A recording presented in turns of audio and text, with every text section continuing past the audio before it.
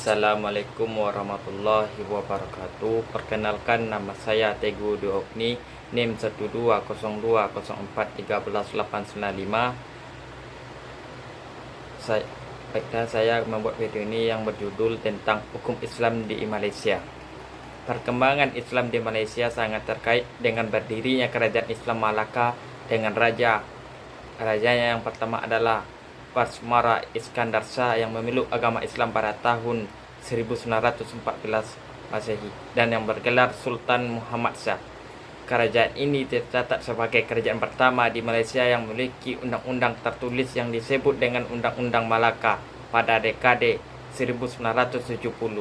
Kebangkitan Islam semakin terasa di mana perpaduan antar kepentingan agama, ekonomi, dan kebudayaan saling berbarengan.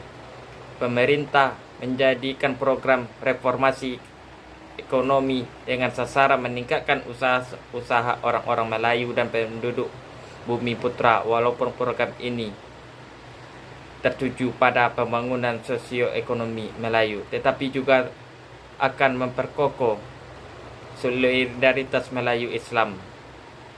Hal ini tentu akan menjadi kekuatan ideologi dan politik besar di Malaysia. Pada masa selanjutnya, dengan dukungan pemerintah yang berkuasa, telah dibentuk Bank Islam, Sistem Asuransi Islam, Universitas Islam Internasional, penyempurnaan administrasi keagamaan Islam, dan pengadilan syariah yang diberlakukan aturan dan undang-undang yang mencerminkan adanya nilai-nilai dan ajaran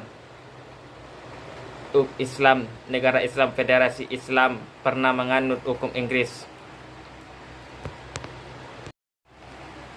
Pada zaman penjajahan yang dikenal dengan Hukum Straat-Settlement 1936, prinsip Inggris berbeda dengan kehadiran Belanda di Indonesia yang membatasi gerak langkah umat Islam. Sedangkan Inggris memperkenalkan hukum Inggris serta mengadakan perjanjian dengan penguasa Melayu. Hukum yang diperkenalkan adalah hukum administrasi, hukum keluarga, atau hukum perdata. Islam dan hukum pelanggaran agama di negeri-negeri Federasi Melayu yang berada dalam kontrol Inggris. Di Perak, hukum paling awal yang mengatur tentang hukum keluarga adalah registrasi tata cara perkawinan dan perceraian pada tahun 1985 dan aturan perceraian Islam 1989.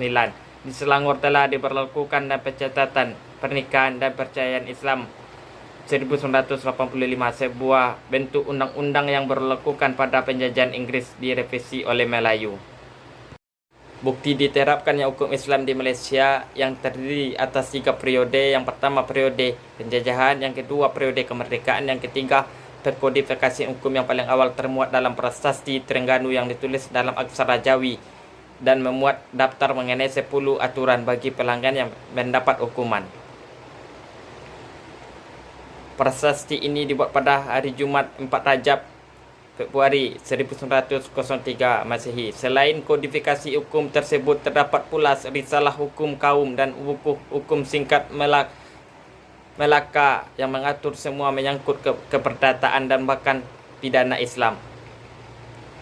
Setelah kemerdekaan tahun 1957, otoritas legislatif dalam hal agama dan hukum Islam diserahkan oleh Konstitusi Federal kepada negara-negara bagian.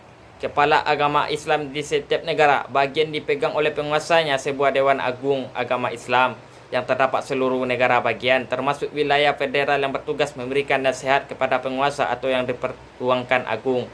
Wujud lain penerapan hukum Islam di Malaysia bukan hanya dalam bentuk perdata, tetapi juga dalam hukum pidana. Hal ini dampak dari berbagai informasi yang telah diangkat oleh kecendekiawan Malaysia, di antaranya Nizam Uqubah dalam Islam dan pelaksanaannya di Malaysia oleh Profesor Dato' Muhammad Sedon.